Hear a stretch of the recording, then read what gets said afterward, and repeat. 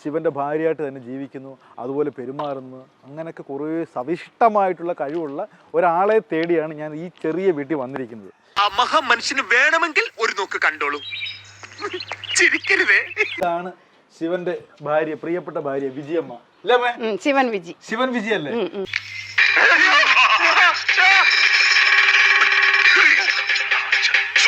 നേരത്തെ പേരെന്തായിരുന്നു? വിജി മോഹൻ. വിജി മോഹൻ. അപ്പൊ ശിവൻ വന്നതിന് ശേഷം അമ്മ പേര് മാറ്റി. ശിവൻ പറഞ്ഞതാണ്, നീ ഇനിയും വിജി മോഹൻ അല്ല, ശിവൻ വിജിയാണ്. ശിവൻ ഇതാണ്.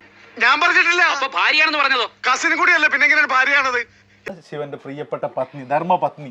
അപ്പൊ നമ്മളൊക്കെ അറിയുന്നത് പാർവതി ആയിരുന്നല്ലോ. പാർവതിക്ക് പകരം ഇവിടെ ഭൂമിയിൽ ജീവിക്കുന്ന ഒരേ ഒരാളാണ് വിജി ശിവൻ അല്ലേ? ഒരു സൂചന എപ്പോഴെങ്കിലും തന്നിരുന്നെങ്കിൽ ഞാൻ ഇങ്ങനെ വിട്ടുവേഷം കേട്ടുമായിരുന്നു. ശിവൻ വിജി. ശിവൻ വിജി അങ്ങനെ അറിയാൻ താല്പര്യം അല്ലേ? ശരിക്കും പറഞ്ഞ അമ്മയ്ക്ക് പല പല കളറാണ് മാറുന്നത്. ശിവൻ വിജിക്ക് ഓരോ ദിവസം ഓരോ കളറാണ് മാറുന്നത്. ഇന്ന് പേര് സൂക്ഷിച്ചൊക്കെ കൈകാര്യം ചെയ്യണം, അല്ലെങ്കിൽ എപ്പോഴാ നിറം മാറുന്നതെന്ന് പറയാൻ പറ്റില്ല. കളറാണമ്മേ? സ്വർണത്തിന്റെ കളർ. രാവിലെ സ്വർണത്തിന്റെ കളറായിരുന്നു, ഇന്നിപ്പോ ഇച്ചിരി കളർ മാറി മാറി വരുന്നുണ്ട്. എന്തിന്? അല്ല, ഒരു ഷഡ്ഡി പഠിച്ചതല്ലേ എല്ലാ ദിവസം പോലെ അവരെ കളറായിട്ട് മാറ്റി പറ്റിട്ടല്ലേ? അതിനിപ്പോ മാജിക് പഠിക്കേണ്ട കാര്യമൊന്നുമില്ല. ഒരു ഷഡ്ഡി തന്നെ ഒരാഴ്ച ഉപയോഗിച്ചാൽ മതി, കളറൊക്കെ തന്നെ മാറിക്കോളും. രണ്ടുപേരും പ്രവേശിക്കുകയെങ്കിൽ ഞാൻ ഇത്രയും കാണും. ഇത്ര വണ്ണം വെക്കും, ശരീരം മാറും. ശരീരം മാറും. അങ്ങനെ റോഡിൽ കൂടെ പോകുമ്പോൾ ആള് തിരിച്ചറിയത്തില്ല. കൊച്ചു പെണ്ണായിട്ട് ചിലർ ചോദിക്കും, എന്നാ ഇന്നലെ ഇത്രയും ഉള്ളു, ഇന്ന് എങ്ങനെ ഇത്രയും ക്ഷീണിച്ചെന്ന് ചോദിക്കും. രൂപം മാറും ശരീരത്തിന്. ഈ രൂപം വേണ്ടെങ്കിൽ നിങ്ങൾ പറയുന്ന രൂപത്തിലാവാൻ എനിക്ക് കഴിയും. രൂപം മാറും ശരീരത്തിന്. ഭയങ്കര സംഭവം. ചില സമയത്ത് ഇങ്ങനെ ചുരിദാർ ഇട്ടുകൊണ്ട് പോകുമ്പോൾ ആരും അറിയത്തില്ല. ചുരിദാർ ഇട്ടാ അറിയത്തില്ല. ഇതെന്ത് ജീവനാണ് എന്റെ ഈശ്വര. അപ്പൊ ശിവൻ ഇങ്ങനെ കനിഞ്ഞ അരുളി ജീവിക്കുക. ഭയങ്കര സ്നേഹം. പ്രേമത്തില നിങ്ങള് എന്നെ ഇഷ്ടമാണെന്ന് തുറന്നങ്ങ് സമ്മതിച്ചേക്കും. ഞാൻ പ്രിയനെ അച്ഛനെന്നാ വിളിച്ചോണ്ടിരുന്ന. മോള് നീ എന്നെ അച്ഛനൊന്നും വിളിക്കരുത്, നീ എന്റെ പ്രിയതമയാന്ന് പറഞ്ഞു. എന്താണ് 2017 വൃശ്ചിക മാസത്തിൽ വന്നാണ് എന്നെ സീമന്തരേഖയിൽ സിന്ദൂരം വെച്ച് ഇവിടെ കുങ്കുമം ചാർത്തിയിട്ട് നീ എന്നെ അച്ഛന്ന് വിളിക്കരുത്, നീ എന്റെ പ്രിയതമയാണെന്ന് പറഞ്ഞു.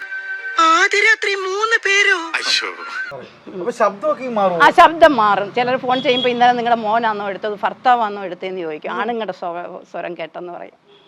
ശബ്ദം ഇതെന്ത് പറ്റി? ഫോണിൽ കേട്ടതുപോലെ അല്ലല്ലോ. അല്ലേ, പലരും പറയുന്നുണ്ട് എന്റെ ശബ്ദം അല്പം മാറിയിട്ടുണ്ടെന്ന്. ഭയങ്കര എല്ലാ രൂപത്തിൽ വ്യത്യാസമുണ്ട്, ശബ്ദത്തിൽ വ്യത്യാസമുണ്ട്, കളറിൽ വ്യത്യാസമുണ്ട്, എല്ലാം വ്യത്യാസം.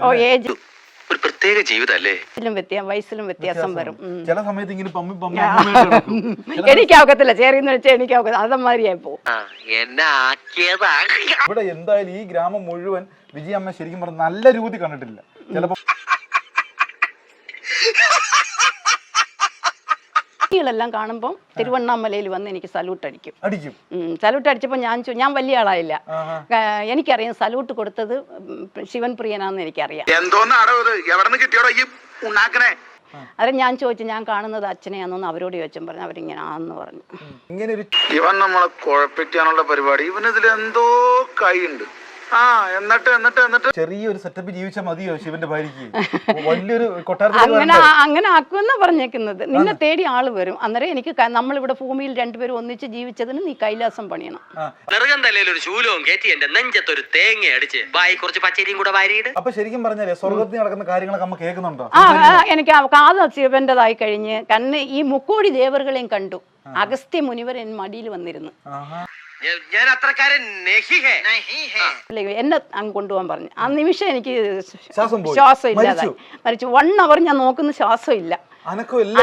അങ്ങനെ അരമണിക്കൂർ കഴിഞ്ഞ് ബോധം തെളിയുമ്പോ ഞാൻ അബോധാവസ്ഥയിൽ കിടക്കായിരുന്നു. നേരെ പൈപ്പിന്റെ മുട്ടി പോയിട്ട് മൂത്രം പോയ ജട്ടിയും കഴുകി നേരെ ആശുപത്രിയിലേക്ക് പോയി. അന്നേരം ഈ സൗണ്ട് ഞാൻ കേൾക്കുന്നു, കൈലാസം കേൾക്കുന്നു. അതൊരു സൗണ്ട്, ഒരു തനി സൗണ്ടാണ്. വിജി വിളിക്കുന്നത് നിങ്ങൾ കേൾക്കുന്നില്ലയോ? പാർവതി ദേവി പറയും. എന്റെ പേരാ വിളിച്ചത്. കള്ളം പറയല്ലേ? കള്ളോ?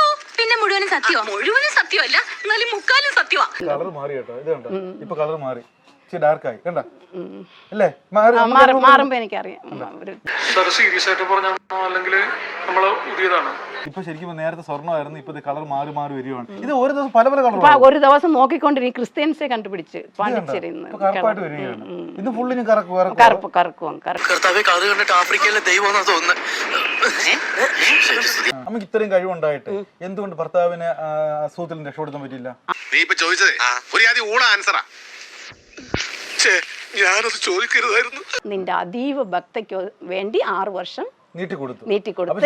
കാലം വന്നാലും കൊണ്ടുപോകാൻ അവളുടെ കയ്യിൽ നിന്ന് നീ വാങ്ങിച്ച അവിടെ ഭയങ്കര പ്രശ്നം നടക്കും. 6 വർഷം വരെ ജീവിക്കാനുള്ള പെർമിഷൻ കിട്ടി. പെർമിഷൻ എനിക്ക് സംസാരിക്കാൻ താല്പര്യമില്ല.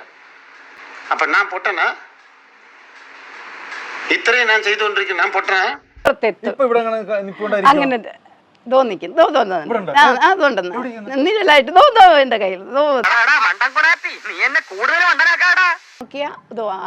ലിംഗേശ്വരനായിട്ട് നിൽക്കുന്നു. ലിംഗം ലിംഗമായിട്ട് ഞാനേ കണ്ടുള്ളൂ. മോന്റെ കല്യാണം കൂടെ കഴിഞ്ഞ് എന്നെ കൊണ്ടുപോകുന്നു പറഞ്ഞ് ട്രാവൽ ബാഗ് എടുത്തോണ്ട് നിൽക്കുക. അന്നേരം വന്ന് പറഞ്ഞു എവിടെ പോകാനായിട്ട് ഒരുങ്ങി നിൽക്കുന്നതെന്ന് ചോദിച്ചു. എനിക്കറിയാം എന്നെ എപ്പോ കൊണ്ടുപോകണമെന്ന്. അയക്കെന്താ പ്രാന്താണ്? അയ്യോ പൊന്നു മോനെ, പ്രാന്ത് എന്ന് പറഞ്ഞ ഈ സൂക്കറിനെ കുറച്ച് കാണരുത്. ഇത് അതുക്കും മേലെ കാണിച്ചു. കരുണാനിധി, ജയലളിത എങ്ങനെ കാണിച്ചെന്ന് പറഞ്ഞു കഴിഞ്ഞാൽ കറുപ്പ് കളർ പാന്റ്, കറുപ്പ് കളർ കോട്ട്, തൊപ്പി വെച്ചിട്ട് ഡാൻസ് കളിച്ച് എന്റെ മുന്നിൽ വന്നു. ജയലളിത